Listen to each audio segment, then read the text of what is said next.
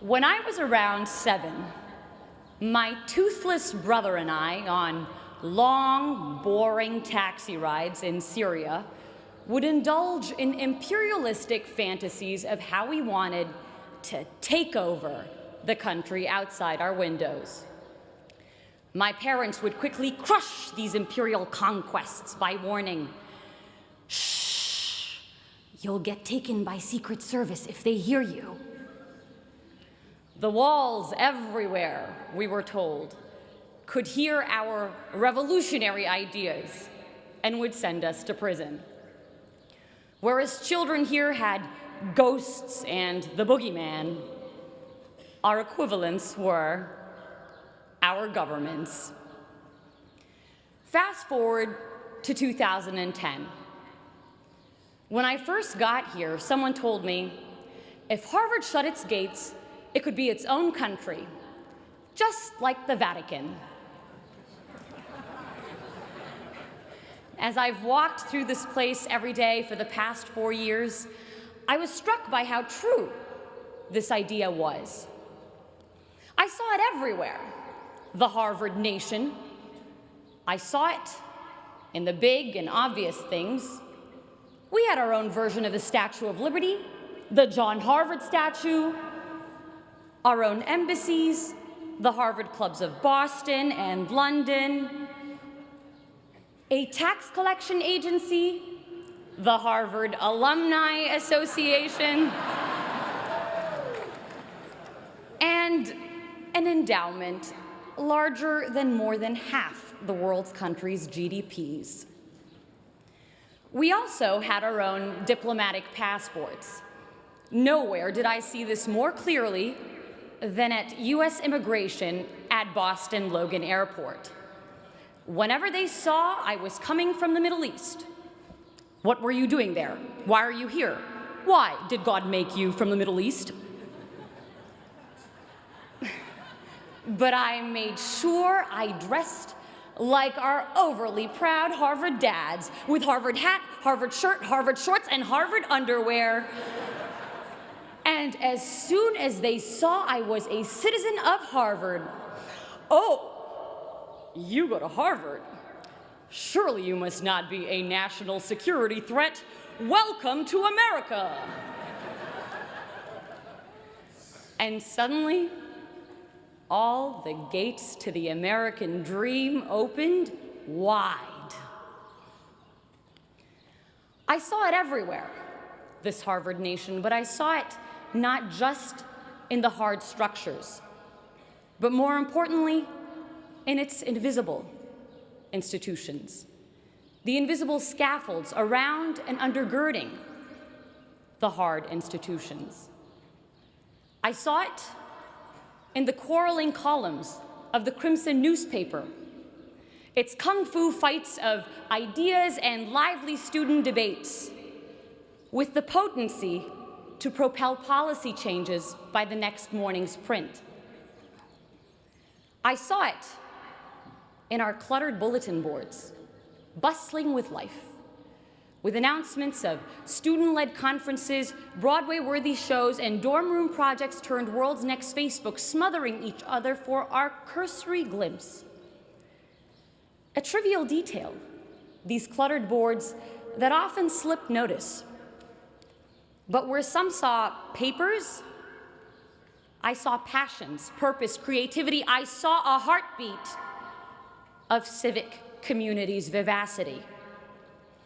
My parents' countries were places where institutional dysfunction killed off this social dynamism and vibrant productivity, and so I felt acutely here the value of civil society and living, breathing institutions. My time here would give me a working model of a better world. Not only that, but that sense of empowerment to initiate change. You see, with those spying walls still lurking in my memory that constrained the little Napoleons in my brother and me, you might imagine my shock when, in one of my first classes here, I suddenly found myself debating a president. So it's the 1990s. Our negotiations class professor set the stage. A war is about to break out between Ecuador and Peru. How will you stop it? I raised my hand to respond. Wait, Professor Shapiro stopped me. Tell the president what to do. And in walked the Ecuadorian president.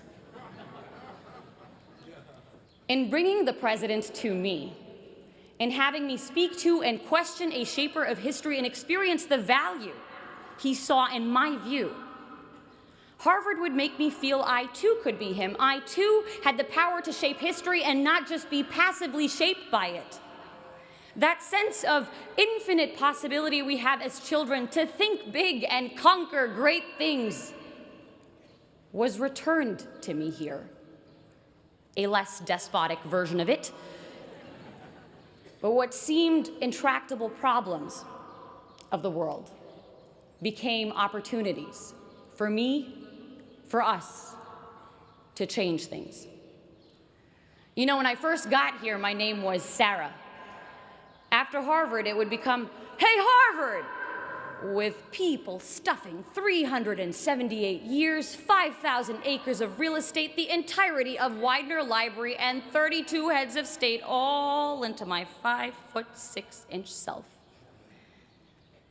Ridiculous as it is, there's a strange reality to it. Arab-American author Renda Jarrar pictures inhabiting a new place as running barefoot, the skin of our feet collecting sand and seeds and rocks and grass until we had shoes made of everything we'd picked up as we ran.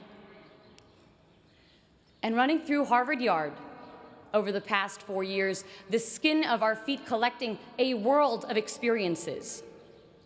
We each become this place in a strange way.